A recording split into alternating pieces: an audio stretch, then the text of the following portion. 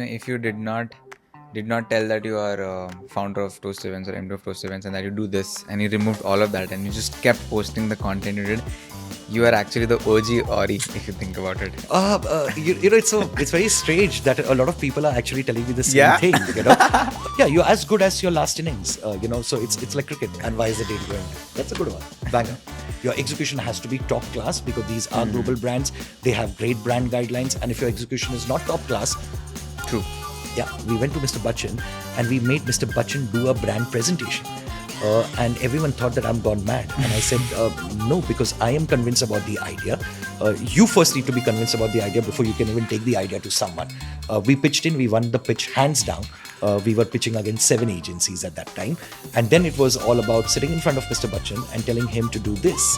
If you go back to the campaign and see the videos, whether it was corporates like Taj Lands End or Yeah. Red Chilies, everyone posted there. Everybody had a blue gap dabba. The blue gap dabba. Open And that, what was it the all shirt. about? Absolutely. And I guess to a large extent, I believe that was a big rise. Yeah. Like that and LG were two key events which kind of just took us right up there. You're the talk of the town. We became, I would say, the talk of the nation. Nice. I want to be humble, but yeah, I would say that I do remember after it. that how life changed. Today, we have the king of lifestyle events of the country. This man is no less than a marketing genius. Experiential marketing is something he has nailed in our country. I am talking about Harshad Chavan, the founder of Toast Events, somebody I met coincidentally in a campaign last year, which I'm super fortunate about. Ever since that, I've been extremely inspired by him and his work in the field of marketing, branding, events, celebrity endorsements, and so much more. And in this podcast, we discuss the nuances of this industry. So if you are someone who is interested in any of this, check out this podcast, subscribe to our YouTube channel, and what is the next topic that you want us to cover or the next guest, comment that and share this with your friends. Also, a special thank you to our gifting partners, Bombay Sweet Shop. I absolutely love their sweets, and every guest that comes in and we give them the hamper, they all already know about Bombay Sweet Shop and have only good things to say about it. So check them out, link in the description.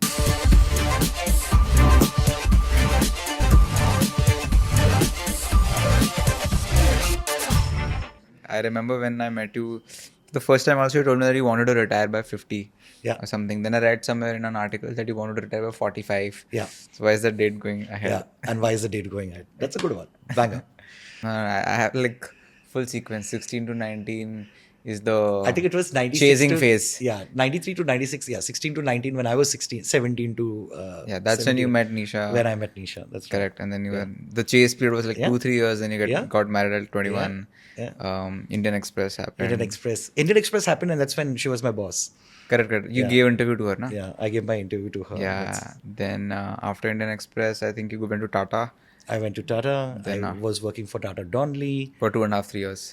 3 years, doing a whole lot of stuff for Overdrive. Then you wanted to get out of India, so you went to Australia. Under Mr. Ratan Tata. So that was great. So good Strategy and all. strategy. Post that Athena, Athena to Shaw Wallace to Arvind. Fashions. And then Arvind was, after Arvind it was Cream, and then Cream to Toast. Yeah. Between that, there's a holiday period. Yeah. Then you came back as a MD for your ex-employees. Yeah, I came back for my ex-employees. Had no reasons to come back, but then they were like... But tell me this, why are all the cool events done by you? I guess it's the creativity. I think all the brands are clearly looking out at what are the kind of things we are doing. What's the kind of ROI? Because brands do spend a lot of money with us. And at the same time, it's all about, how do we portray the brand? How do we ensure that what the brand is asking for or is what the brand ask is, we are making sure that it's right up there. So how do we do so cool? Why so many cooler events and all the cooler brands? I can't really put a finger onto it. I just believe my strong belief is the creativity and the execution is right up there. And I guess that's why most of the brands want to kind of if you did not tell that you are founder of Toast Events or MD of Toast Events and that you do this and you removed all of that and you just kept posting the content you did, you are actually the OG Ori if you think about it. It's very strange that a lot of people are actually telling me the same thing. So it's very strange, Ayush, that I did this Vogue Forces of Fashion very recently, and it's when you do run about 600 plus events in a year, Right. it's next to impossible for you to attend every single event. Yeah. So I actually stepped out after a long time, and met a lot of my old friends, and it was like, quickly remove your phone and take a selfie, and I just did a whole lot of stories, and I kid you not, I kind of got like close to 15 to 20 replies, like saying that, oh, clearly you are the OG Ori, and I'm like, 100%. okay, that's, if that is what it is, then that is what it is. Yeah, just the trademark signs are different. He puts a hand like this, and you, I think, either smile or like you make Is a it? fun face. I think I have the fun face. Yeah, the fun face. The fun face. Yeah. Like varied faces. I think I don't look. It's very, not just one face. Like I've seen different faces. With I guess, different, but you know where it's coming from, because Where it's coming from. I think I don't look very good on the camera, so that's where it's all coming from. That it's like a defense mechanism. Yeah, it's a defense mechanism. Interesting. And another thing I've noticed is that you're online person. I've not seen you a lot offline. I think we have met 4 or 5 times, but online I've seen you a lot. But what is the difference between HC online and offline personas? Like online, you are this charismatic, charming, meeting celebrities, doing these cool events. And offline, if you're in a business setup, because I have met you in business setups and that kind of setups, you still maintain that. There's a cooler down version of it, and I see more seriousness when we meet offline of the business. But who is like HC behind? A very, very reserved person. I kind of what people see of me is like this, I'm just right up out there, but deep down, or actual fact, I'm a very, very shy person. It's a face which my job needs, which is why I am what I am. A clear principle is to make sure that everyone I deal with, be it clients, be it people who are there at the event, I do want to see a smile on their face. Yeah. So I do what I need to do over there. But if you just see me with my family or my dearest, closest friends, I'm like deep down, like my wife always complains that you don't speak much. And I'm like, I speak so much for those 12 to 14 hours Yeah. that, I kind of just, when I'm come home, like you Yeah. rightly said, it's that cool down mechanism to ensure that, I'm calm and, I'm spending time, I'm listening to my children and my children's stories, Yeah. 2 teenagers. So, life is different. But deep down, I'm a very shy person. In fact, it will shock you, and it will shock a lot of your listeners that right from junior KG to the 3rd standard, my results actually have this comment from my class teacher saying, very timid boy, he needs to open up, and yeah, that is it. But I think that's my work life, but at home I'm just with my family, quieter, doing more there for the kids and wife to understand how they have been and what it is. But yeah, otherwise I probably am watching some television. Yeah. And that's my life. But is it like a natural persona transitionship? Like, for example, I relate to this because even when I go to meetings and I meet people and I'm all energetic and all that, and when I come home and with my friends, I'm like very, very low on energy. I will speak, but I'll still not be like over enthusiastic. Correct. What is it that, like? Is there like a switch, or is it just happens naturally for you? I think it just happens naturally. Or maybe I've just got habituated. I've got customized. I've the way I am at this moment. This is how it is. When did that pivot happen of you going from that timid boy that your teacher was telling you to this confident, energetic person? I guess I just started when I started beating up more people. I think my first job when I started working with Indian Express, I do believe that I'm a seller. So I all I know is I'm a salesman at the end of the day. And when I started working with Indian Express is when I started meeting up new people, and I was doing a lot of conversion. So it would be fair to say it was 750 plus 3,000. To give an example, way back 1993, my salary was 750 rupees, but my commission used to be 3,000 rupees a month. So that kind of says commission is incentive, of course. That itself says what I could do. So I think when I started meeting up a few more people, when I kind of exposed myself to a whole lot of people. I knew that, I'm not the typical timid guy. I can talk, Yeah.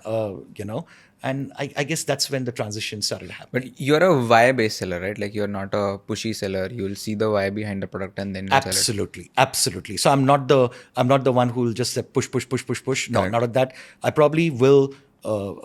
I guess I'll utilize my brains, or I'll utilize my team's that's what I brains meant. to put it up right up there to say what is the need, and then how I can actually provide a solution to the brand. So that's how it works. You married Nisha when you were at 21, right? Yeah. You were 21, and at that time you were working at Indian Express. That's right. She was my boss.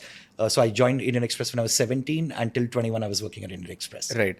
So that hunger of first making into this world, and you didn't have anything, as you mentioned. You had to leave your family, and you were starting something new. So there was added responsibility at such a young age of 21. So it was like Yes. do or die. It was like full majburi, karna hi padega. There's no Karna hi other padega. option. Yeah. So I think that's where the hunger comes from, and that hunger continued even after, when you know that you were secured. Like one of my previous event companies did get acquired by Edelman, but that hunger remains. That to a certain extent, that insecurity remains. Which is, okay. That I hope one day this is not all going to go. Yeah. Not anymore, but it's been there. It's like, Yeah. some time back, like when COVID happened, while I had everything, you just think that, what's going to be your next step, and what happens if COVID is going to continue for the next 3 years or 5 years, because For our an events company. Exactly. For an events company, our key revenue generator is events. And then, if that's not going to continue, then what am I going to do? So I guess that it's the hunger until date, right? The hunger remains. The hunger remains to do well. The hunger remains to deliver well. Because of these two attributes, Toast is what it is today. And that's what we are known as. So I think this is a mindset, but 95% of the agencies or partner of a brand usually think from a transactional perspective that this is a brief that I've got, this is what I need to do. They will, like, if the brand is giving a brief, the agency is throwing like 3, 4, 5 things, same templatized 3, 4, 5 things that they will send to like 10 other brands as well. From what you're saying, it feels like two things. It's not just the experience that you want to give, but you're involved with the brand as almost like a partner, like a I won't say co-founder, but like you think like a full top of the funnel. Absolutely.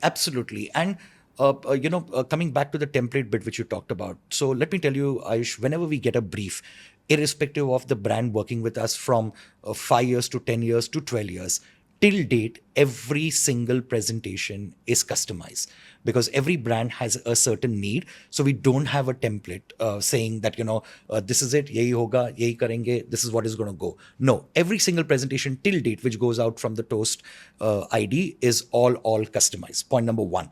Point number two, while we predominantly are an events agency, we go into the room with a 360-degree proposal. So we know that we will talk about how we can amplify that on digital.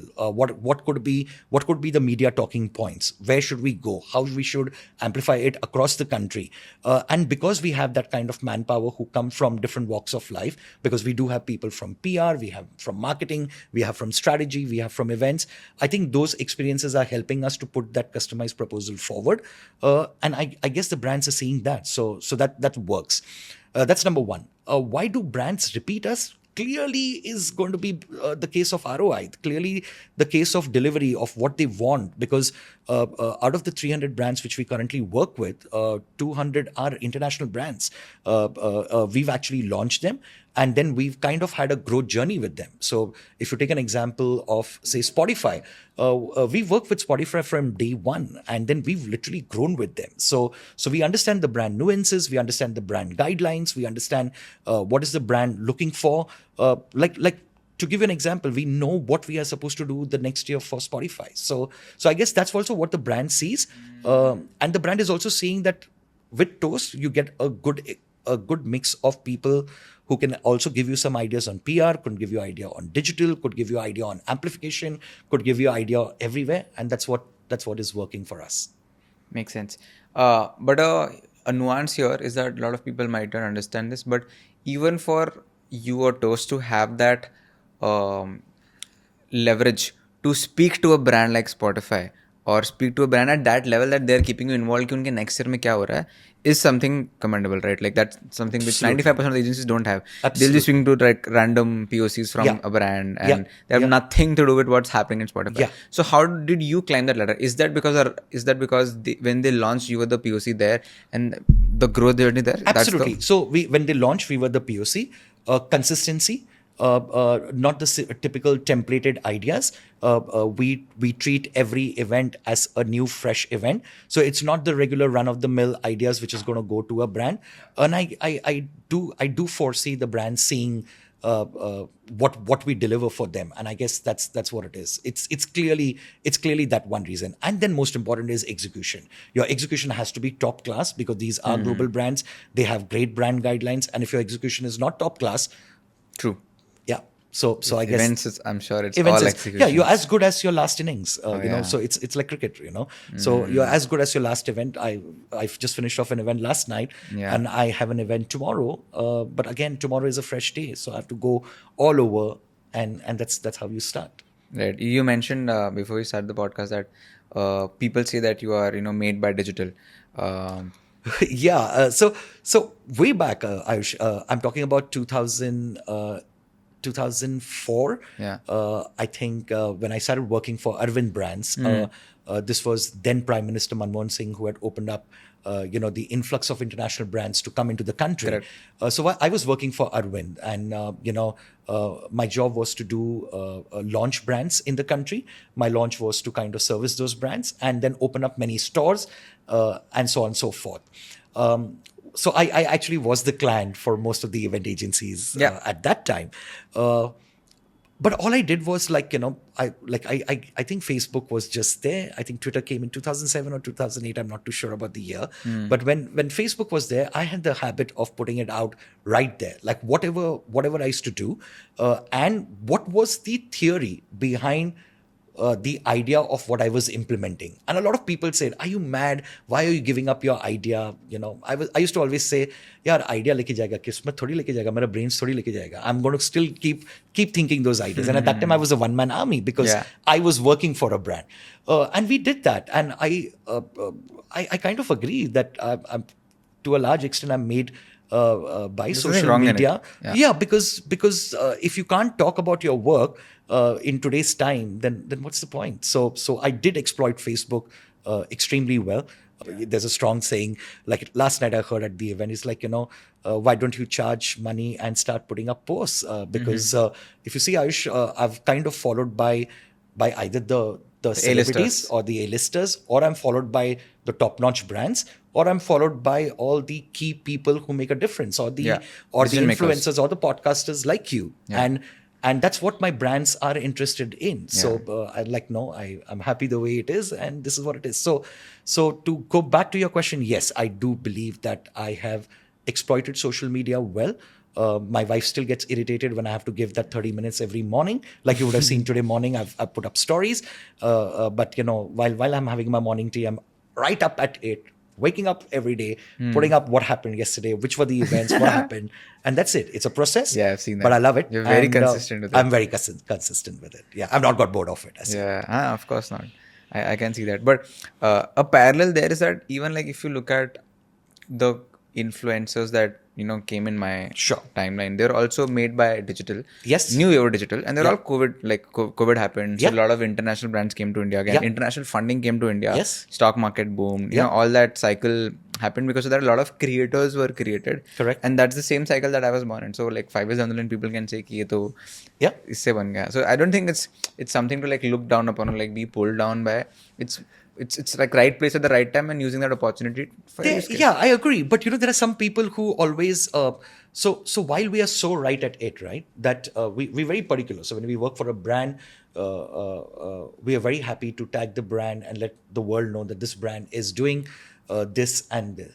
But some brands don't like it, right? Like when I say some brands, I'm talking about one person brand out of a portfolio where they feel that why is it going on your page? And we kind of it's strange. How does that make sense? This is how it works, right? So there are some brands who are still working in its old times, and we respect that, so we don't put it. In fact, I did hear that one brand even commented saying, before it goes on our page, it goes on your page. And I said, it's not about my page, it's just about making sure that I'm letting the world know. Just define a playbook and you can Yeah. correct, subtract, add Yeah.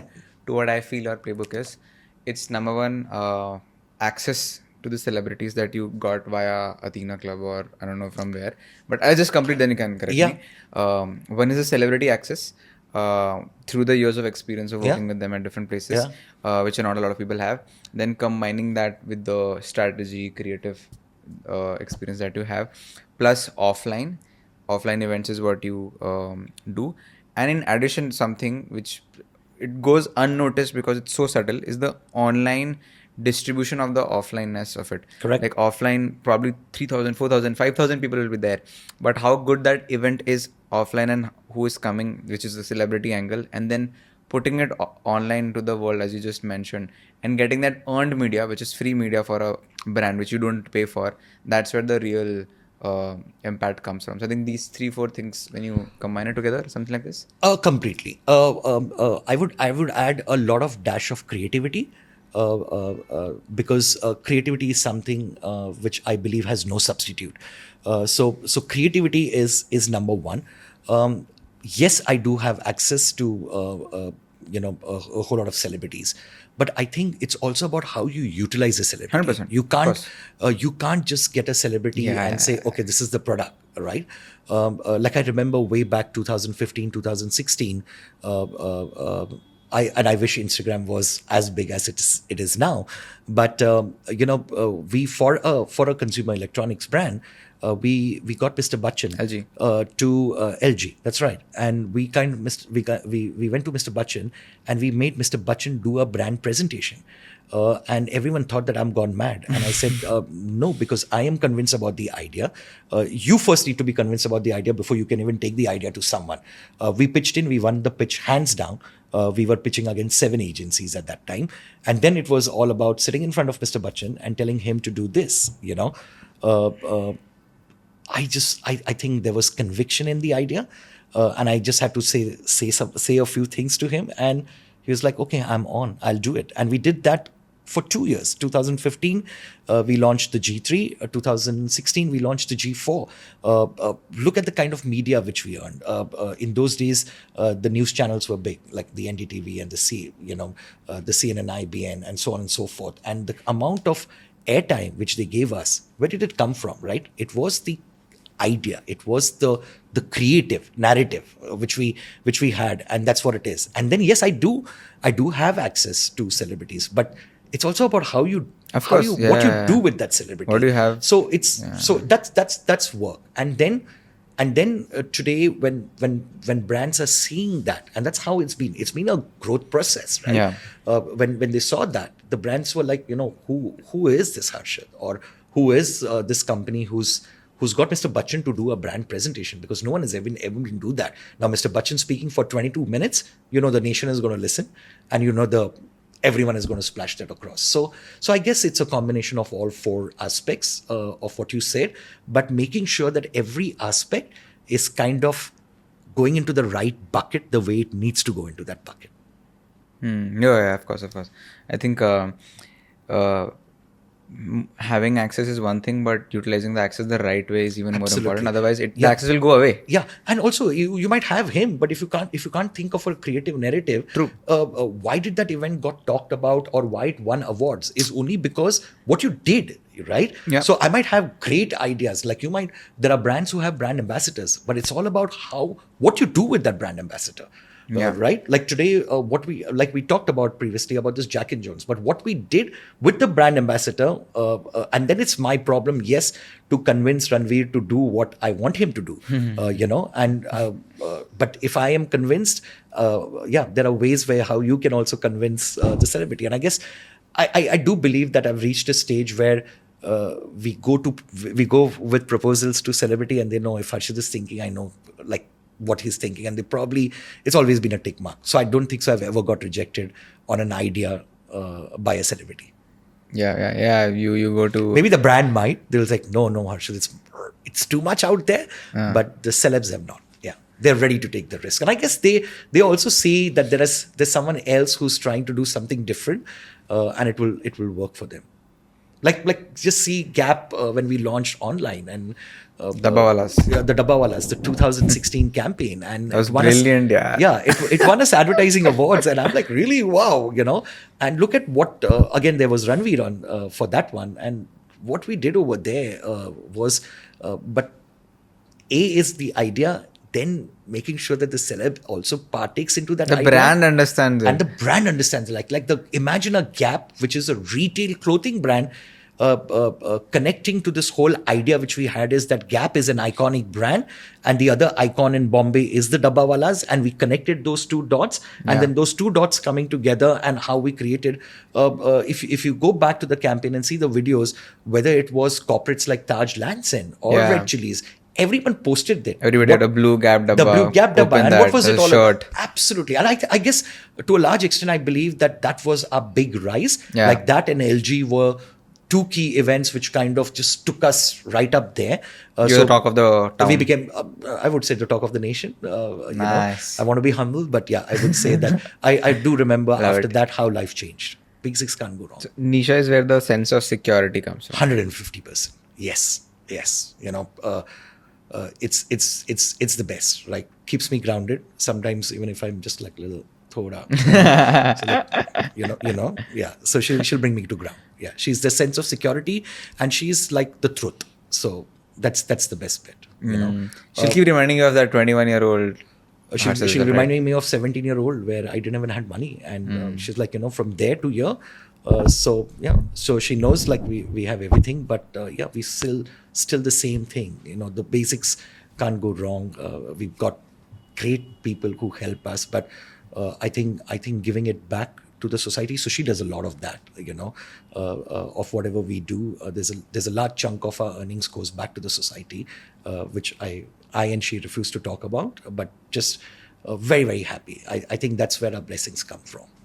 And the feeling that, I think you mentioned this somewhere as well, that the feeling that if you could do that while in 1996, from a religion perspective also, when the nation was not supportive of the relationship, if you could beat that, if you could still be together, and if you're making that happen, going to a brand pitch and pitching to a brand an idea would be like, I said that. I think you're right. I said it somewhere. I said that, if a guy can get married, a Hindu guy can get married to a Muslim girl in those days when our country still was such a big problem. Yeah, in those days we can't even imagine. We're talking about 1996 when the riots happened. Not easy, right?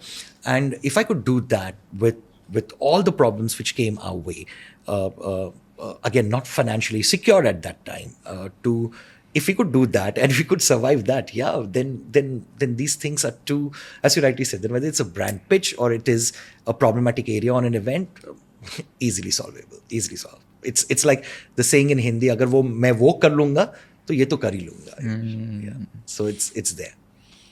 A lot of people have given me this advice that I keep meeting, that it's important for you to go out on drinks with clients and go the extra mile, etc., which I feel is not me, from a perspective that this is not my work, but I do get where they come from, and a lot of people do it. I'm sure a lot of people who do it as well. Do you believe in that philosophy? No, never. I don't know ever we have taken. It's almost that I knew it's a no, so I just wanted to ask. I know that's not, I clearly see that. No, I don't think so. Call it lucky. Call it the kind of brands, lovely brands which we work with, brilliant guys. Never taken anyone out for a drink, or not that there is something to come out of it, or like network, no, not at all. That's never happened. So I don't think so. You need to do it. Why do people do it? Like, sometimes when people do it and they do get the results, you feel that your effort is not going the right place, or there are some unfairness involved in all of this, because you can't just. I think everyone has shortcomings, right? Like, and it depends on case to case. But maybe there are times when you need to cover your shortcomings by doing that, and maybe kind of going on a drink or entertaining someone could allow the client to know you better. Yeah. Maybe the delivery is the same. I do not know, but sometimes I do believe that people kind of take that little shortcuts to kind of just cover up shortcomings. And I guess that's That's a where good I line. see that from. Maybe what you can't That's a good line. go and tell in a conference room, you probably want to take that client in a drink and say it. So that's how I see it. That's a very Twittery tweet. Yeah, it's a very Twittery tweet. Yes, We can use you got that. you got your line. I don't use Twitter as well, so. But it's pretty worthy of that, right? So I wanna take a step back and understand the marketing agency, marketing industry perspective, because I was speaking to Varun about it as well from Glitch, and like how it has evolved. And he mentioned that he was one of the first digital first agencies, right? Like Glitch was one of the first. They started production, they did a lot of Yeah. Netflix shows, Yeah. etc., Yeah. etc. And that's how they make their market. I remember last time I met you, you told me this one thing, that try to do something for a brand which will make people talk about it and they will remember you, and that's how your biggest ROI will come in terms Correct. of leads. And I think for Glitch, it was that, like, they did a lot of digital first things, digital first films, and that's how they shot the limelight as well. And they were a 360-degree agency, which means they do video production, for those who don't know, which they did end-to-end performance marketing, video production, ads, influencers, all of it. Now, what I was discussing with him was that in today's age, it's very difficult to start a 360 agency, because there are so many specialized agencies. Like, there's a performance marketing agency, there's an influencer, there's a talent management, there's events. So brands also have gotten sharper. They want कि ठीक है मैं इसके लिए इसको लूँगा, इसके लिए इसको लूँगा. I don't want to put all my bucket in one basket. Yeah. And at the same time, there are some people who will say that no, brands just want one Spock for everything and anything. Yeah. So how have you seen that journey, number one? And number two, is it possible to make a 360-degree agency today? I do believe it is possible to make a 360-degree agency, provided that you kind of are limited on the number of brands you have. Because what happens is, today, if it's just going to be a business about, I want this brand, this brand, this brand, this brand, this brand, like we do some 360-degree work for a couple of brands which we have, but they're very few. So for me, my output for a brand A to a brand B is different, because it's very individual thinking. It is very focused thinking. It's very focused results of what they want. And that's where we kind of work backwards. So to go back to your question and answer that, I think that it could be a good idea to have a 360-degree agency. And even in today's time, yes, the answer is yes, provided that it's not in the thing of having 200 brands, 300 brands, 500 brands, isko below, isko below, isko below. If it's a nice boutique 30, 40 brands, and if we can do all the work for them, then I do believe that there's space for that. That's what Toast also does.